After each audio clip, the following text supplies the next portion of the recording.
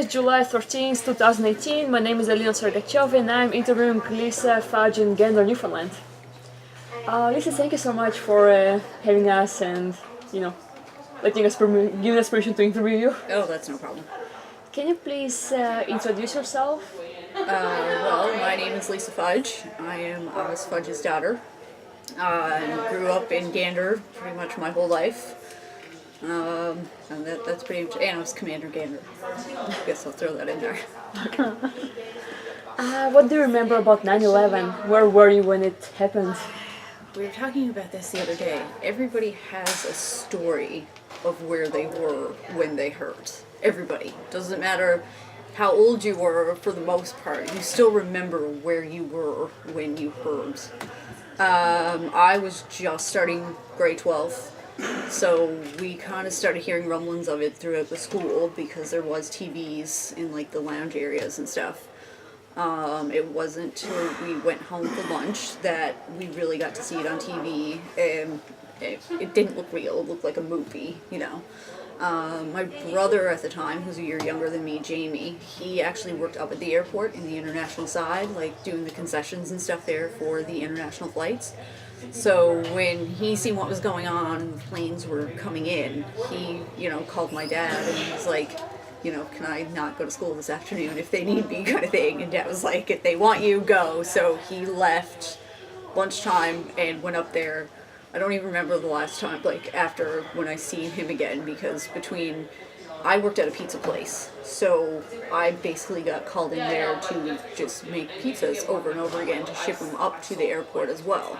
So between me working scattered shifts and Jamie and my dad, it was a couple of days before you seen them again because you're just coming back to sleep and then you're gone again. So we were all doing it in different shifts. And do you remember when you found out about the 13-8 planes that are heading to Gander? I guess, I went back to school that afternoon, and then when you get out of school, this is Gander, there's not a whole lot to do, so you're pretty much driving around with your friends. So it's not hard in this town to start seeing planes flying over. You're kind of used to it. But once it's, one after another, you're like, man, that's crazy. What's going on? So one place everyone usually likes to drive is up around the airport. So that's what we started doing along with half a Gander, because Dad spent a lot of time up there trying to direct traffic and keeping cars away from it because there were so many. And then you've seen the planes.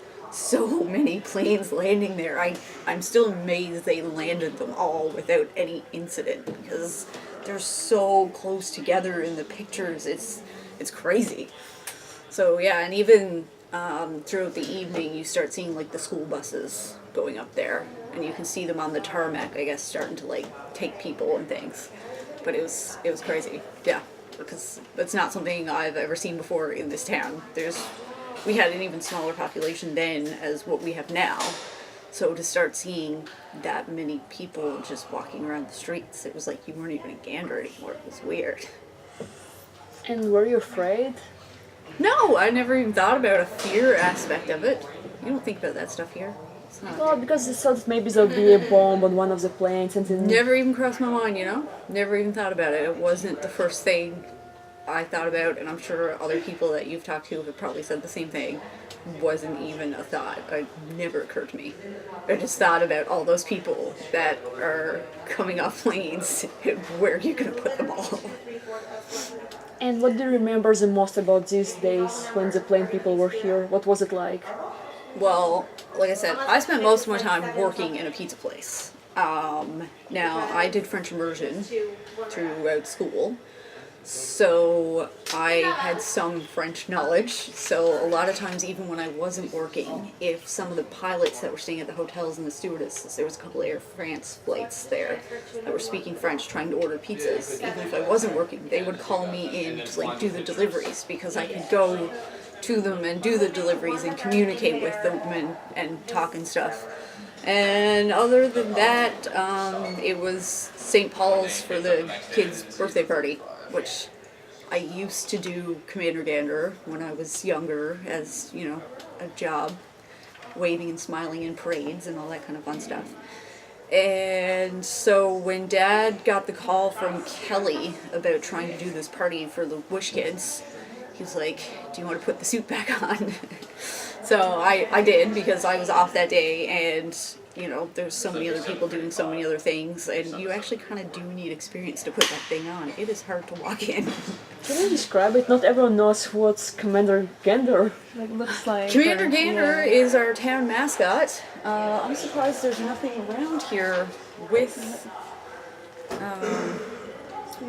the...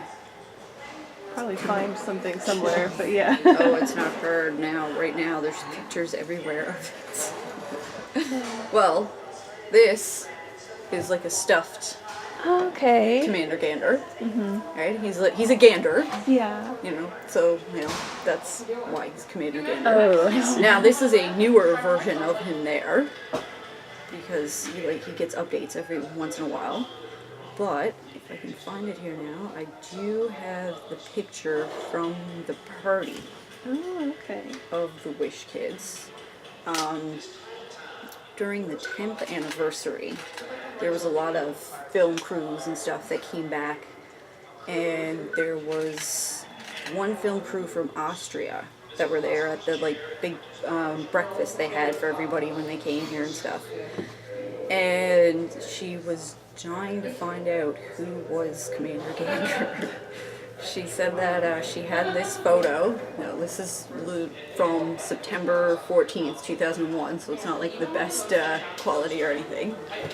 But she had this photo, and she was dying to know who was in the outfit. So I was there talking to my dad, and she came up and she was like, I found everybody I wanted to talk to, but I can't find Commander Gander.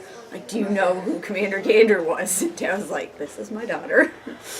Yeah, but you can see here, this was the birthday party they had at St. Paul's. You can see there in the background they had all the cakes. Because they've got cakes from the local grocery store. They donated cakes. can you turn it on so Grace will see Oh too? yeah, Yeah. thank you. Oh, And like cool. you can see, there's one lady right over here. She's dressed up as a clown. Right? Okay. Yeah, and I mean that's just one part of it. They had, besides Commander Gander, they had like Co-op Bears. That's a grocery store. They had their own two bears show up, and Smokey the Bear was there, and it was just one big fun day. Kids were loving it. You know, nobody seemed upset they were there or anything. They seemed to be having a blast and laughing and carrying on and stuff. So it was a good day. Some of the girls in my class at the time, they went as fairies for Halloween a couple of years ago before it. So these Wish Kids were on their way to Disneyland.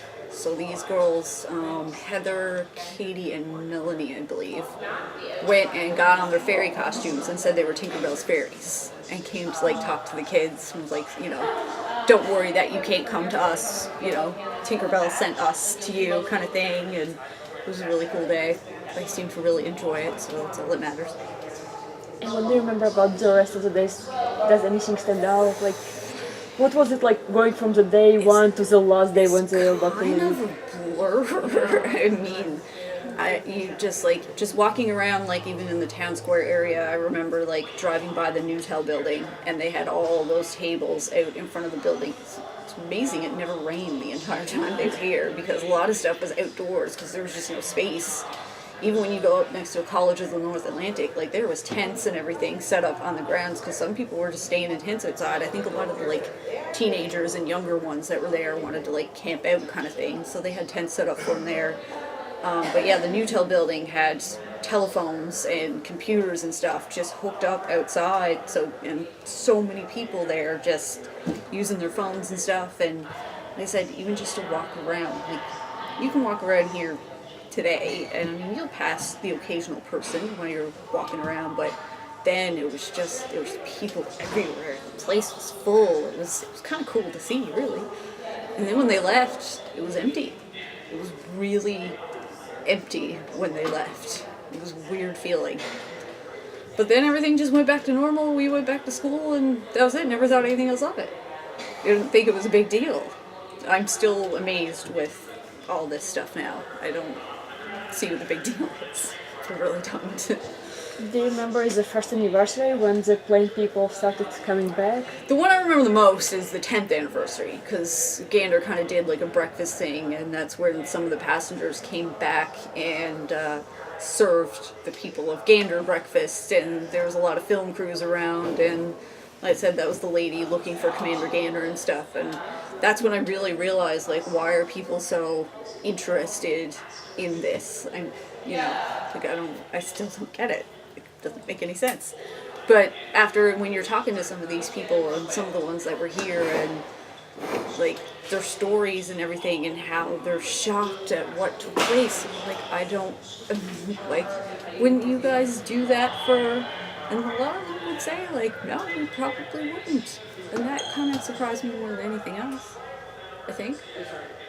And did you anticipate that any of them will come back? I mean, Gander, it's a bit hard to get here. Yeah, I'm surprised even now with the fame of, like, Come From Away and stuff, how many people are taking the journey to come here. I mean, to leave this place is a little easy, but to fly here is a little bit more difficult. And some of them, I mean, some of the people I met are, like, driving here in their campers, taking long journeys, like, cross country just to come to Gander and hang out. And I'm not sure I would do that.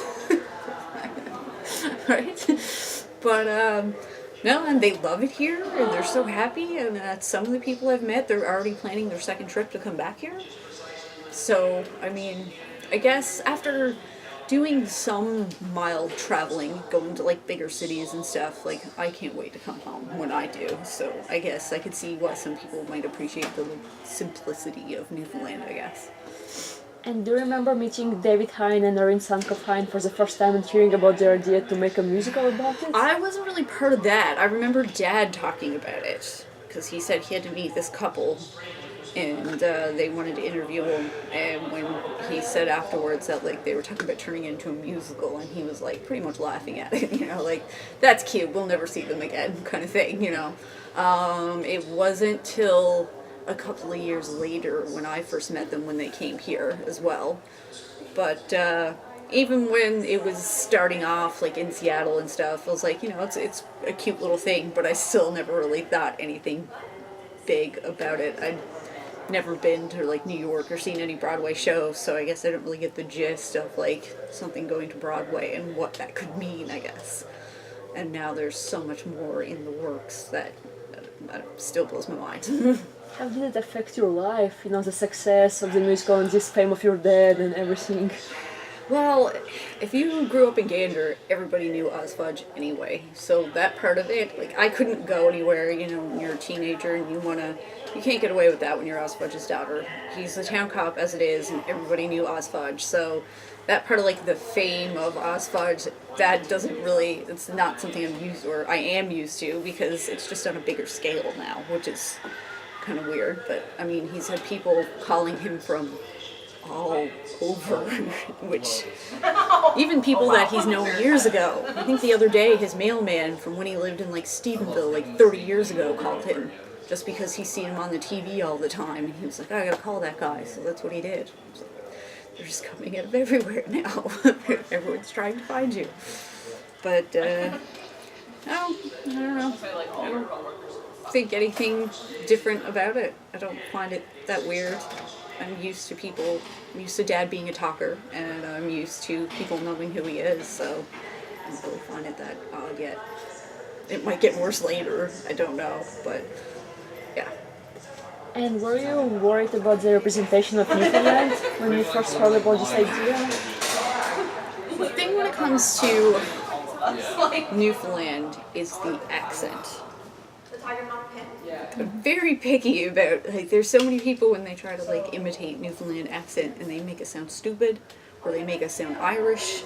So yeah, that was the main thing. Like, I was really interested when they brought it here, how the accents were gonna go. But I was very impressed with how it was done, because it wasn't stupid Newfies jokes and it wasn't Irish. So I was very pleased with that, yeah, for sure. I even mentioned that to, like, David and Irene, like, that was pretty good, because a lot of Newfoundlanders are very picky about how they're portrayed like that. I mean, we don't mind the jokes about us and stuff at the same time, but lots of different movies and stuff. They've tried to do movies before about the whole 9/11 thing, and they don't even film it in Gander, and they're, like, filming it somewhere else in Canada, and they don't have Newfies in it, but they're trying to imitate the voices, and it's bad. So this here was just very nicely like done, in my opinion anyway. Someone else might have a different opinion, but I think it was pretty good. Now there are tourists from all over the world who come here just to meet nice people. Yes. Like, what does it feel like? Probably it's lots of pressure, isn't it? You have to be so nice and, you know... I don't really know if it's pressure per se, because I mean, even if this wasn't going on and you just randomly met someone who was touring here, you'd probably be doing it anyway. It's not an unusual thing, I don't think. I mean, we're used to having some tourism here anyway, and usually a Newfoundlander can spot, like, oh, you're definitely not from here, you know, and strike up conversations and stuff. Lots of Newfies like to talk, so that's, you know, who are you, who's your parents, where are you from, that kind of thing. So that conversations and stuff like that I think would happen anyway, even if all this influx of people are coming here now. And now they're planning to make a movie, so it's probably going to be even more famous. Yes, I think so. That will probably change some more perspectives or brings in some more visitors, but that's fine. I like it. I like meeting new people, and now I have contacts for people all over the place. Some people that have come here within the last couple of years that I've still kept in contact with, email addresses and stuff, just occasional, hey, how's it going, how you doing, come back again sometime. Or some people, whenever they see anything come from away, or they see anything about my dad, they'll like take a picture and they'll be like, look what we seen today, and stuff like that. I don't know, it's kind of cool. Meeting new people from not even just this, well, not from just from Canada or the US. Now we're going into London and Australia. Like, that's going to be really cool. I enjoy that stuff. And you're traveling with them too, right? Whenever I don't have to fight my brother to go. Yes, yeah, I want first dibs. What is it like being part of all this publicity and events and like red carpet and stuff? Well, the good thing is that I'm under the radar a little bit, so they mainly want Dad, so I get to go on the trips. Dad has to do the work, and I get to just enjoy and explore where I'm to. I've had to do a couple of things, but for the most part, they want to see the Commander Gander picture, and then other than that, I can go shopping and stuff while Dad does the interviews. But no, it's really cool. It's a chance of a lifetime, so I'm obviously going to jump on it. I don't think I'd ever get to London on my own anytime in my life, so if I can get to go and really go on that kind of a level, like going to New York was like a dream of mine. So to go to New York and like go to a Broadway show and a red carpet party afterwards was like dreams. It was amazing. And all these people that are coming up because they want to talk to you. You go places like that and they find out you're from Newfoundland, you're like a celebrity. They want to ask you questions, they want to know things. Especially, one question I get asked a lot is, did that actually happen? Is what's in the show true? I'm like, yes, almost word for word from the STFD, because Dad will tell you all about that story, to the please stop sending toilet paper. That did happen. So nothing's really been changed. David and Irene kept very authentic to what stories, and with how many stories they collected, I mean, there could be a Come From Away 2 and 3 at this point, because there's so many more stories that not everybody even knows about. And you can talk down to anybody in Gander, and they will have a story. Not even just Gander, the whole surrounding area, Glenwood, Appleton, Lewisporte. I mean, most of the province. I mean, we were going to different places all over here to get supplies and things for the passengers. Gander's not that big of a place. We only have so many toothpaste in a place, you know, it's not enough for like double your population in a matter of days. So I know some people were driving as far as Corner Brook to go to stores to pick up toothpaste and toiletries and stuff. So many people did stuff. It's not just, I think, like Beulah kind of represents all the people that made sandwiches and made food and showed up. And Diane represents all the teachers that, you know, even though the schools were closed, they still had their work to do, and some of them were there for the whole day straight, you know, fixing up the schools and staying there to help out. My dad is not just, it wasn't just my dad, it was your police, your fire, your, you know, your ambulances, your doctors. I mean, the hospitals were busy, there was other passengers there that needed help and stuff, and even the pharmacists here. you know, calling other places around the world, making sure the prescriptions were right. So there's so many different characters that are being represented, but it's not just really, it's what they represent more so than just the individual person, I think, anyway. And Irene and David interviewed so many people, like hundreds of hours of interviews. Like, Yes. I'm not sure how they managed to choose what to focus on. Like, To narrow it down. Yes. Yeah, I have no idea how they did that. I think, again, my dad will tell you the story that he didn't really take them seriously when they were, so he was running his mouth, like, just being himself. And that's why he told them about the STFD thing, because that's, you know, it's just a funny thing that he did to, like, basically make sure kids didn't speed without having to give them an actual ticket and costing them money. You know, sometimes you need a good scare, and then you realize, like, oh, I shouldn't do that anymore. So he, you know, he really didn't, but Dave and Irene thought that was hilarious. So they, according to them, like, when they heard that, they were like, we have to put that in the show somewhere. So when Dad didn't see the show until it actually came to Gander. So when he realized that it was in the show, he was like, oh, I shouldn't have told him that. But it's still pretty funny. Yeah. And, oh, go ahead. go ahead. Well, you mentioned the show coming to Gander, so you're kind of in a unique situation where not everybody that's seen it up here has gotten to see it in other places. So you saw it in New York as well. I've seen it in Gander, New York, and Toronto. Right now. I will be seeing it in Seattle for the North American tour, and then London, maybe Australia. That's a long flight, so I might give that one to my brother. What changed from production to production? Yeah. Watching it in Gander was unique because you're watching it in Gander. They did the show in the community center. Now, have you seen the show? I saw it on Broadway in December. So I've only heard the soundtrack. Here in Gander, they didn't have the revolving stage or anything like that. It was the 8 of them with their mics there, and they were doing as much as they could without, you know, the revolving stage. But it was so cool. I mean, as soon as they started with, like, the opening number, like, people were clapping and, like, jumping up on their feet and everything. It was a different experience seeing it in Gander amongst everybody. And I think even then, I don't think people that were watching it realize, like, what the show was and what it was doing. Because there's a lot of people now that were like, if I knew that's what it was, I would have bought tickets too, or tried to get to see it kind of thing. New York was really cool because it was my first time seeing it the way it was meant to be done, with the stage and everything like that. And I actually seen it 3 times in New York, I think. I mean, if you got a chance to go, right? And it was really unique seeing, like, just like Americans and their reactions when you see it. We went like the opening night, but we went another night afterwards too.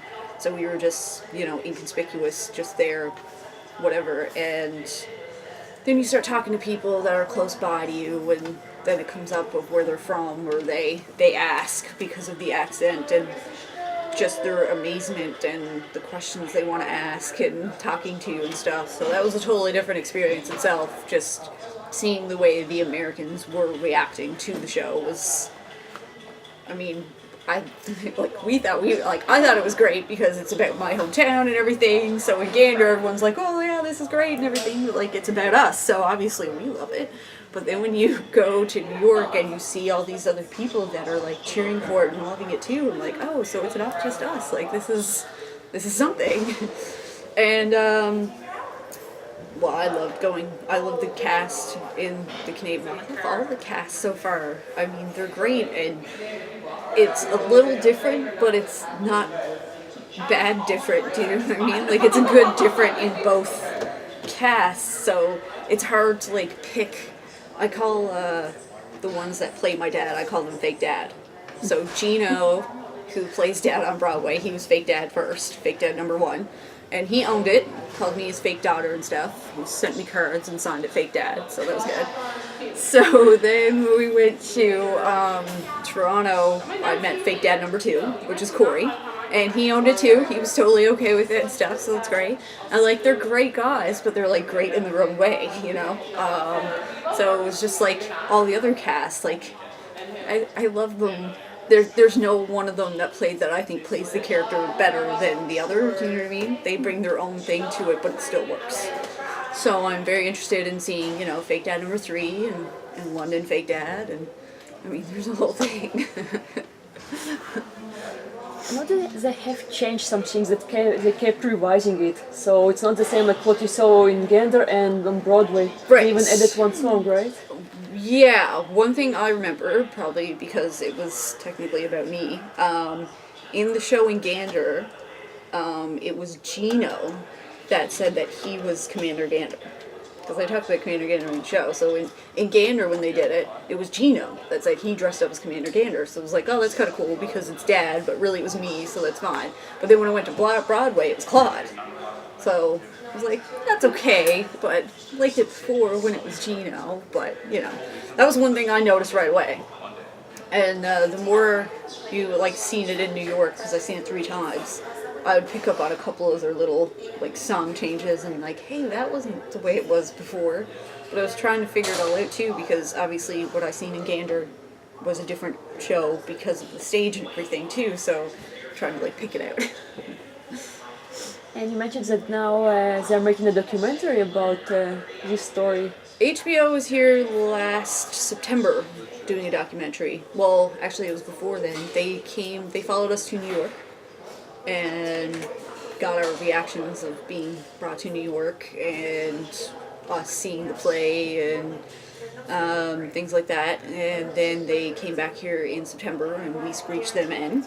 And then they wanted to interview, like they brought Beverley and the 2 Kevins and Nick and Diane back here too, and we all had like group hangout sessions and they interviewed them all individually and like took them back to where they were at the time and was talking to them, and so I think it's going to be a really good thing. I think that's going to be, I like the way they were talking about how they wanted to show it, so I haven't seen it yet, but I've heard good things so far, so I'm looking forward to seeing it maybe. Beverly's story is incredible. Like, the song Me and the Sky is my favorite. Like, it's so inspiring. Excuse my language, but to me, she's a badass. Like, to do what she did during that time, you know, it's women like that make it possible for us now to be able to do stuff like that. So, nothing but total respect for her. Like I said, she's a total badass. And I love now that, like, her daughter is also flying. Oh, she is? Yeah, her daughter's a pilot as well, so it's pretty cool. Wow. Family thing, yeah. How can you not? When your mom's like Beverley Bass, and come on. It's pretty cool. Yeah. I loved hearing David talk about little girls will come dressed as her. Yeah. And stuff like that. And Yeah. That's just so great. Yeah, that's awesome that they can inspire little girls to like do stuff like that. I mean, if you got a show where you're inspiring little girls to want to be that female pilot, you know, it's not something a lot of girls are like, when I grow up I want to do that. That's a win-win as far as I'm concerned, you know. I'd be grateful if some women were like, hey, I want to be Oz Fudge too, but You never know, maybe. maybe. Yeah. You know, Irene and David always mention in interviews that they have this ongoing debate about whether theater could change the world. Do you think it changed something for Gander and you, like, in particular, and community in general? Yeah, like I said, I was never really one for theater until this stuff started. It's not something that comes here on a regular basis, so you don't really go anywhere, but after meeting some of the people who have seen the show and like talking to them when they tell you how much it inspired them to do this or just be nicer to people or to come here, you know, it makes you wonder that David and Irene might have a point. You know, if you got a good piece like that where it's not, you know, nasty or anything, and it's about such a tragic thing, but it's done in such a way that it's not heartbreaking when you watch it. I met a couple of people in particular Joe and Sonia. Joe's a retired NYPD officer, and Sonia was EMT, so they were there during 9/11, and they're both actually sick now from it. But they would talk about how they like numb when it comes to the whole day, which happens to be Joe's birthday on top of that, and wouldn't talk about it, wouldn't discuss it, you know, just.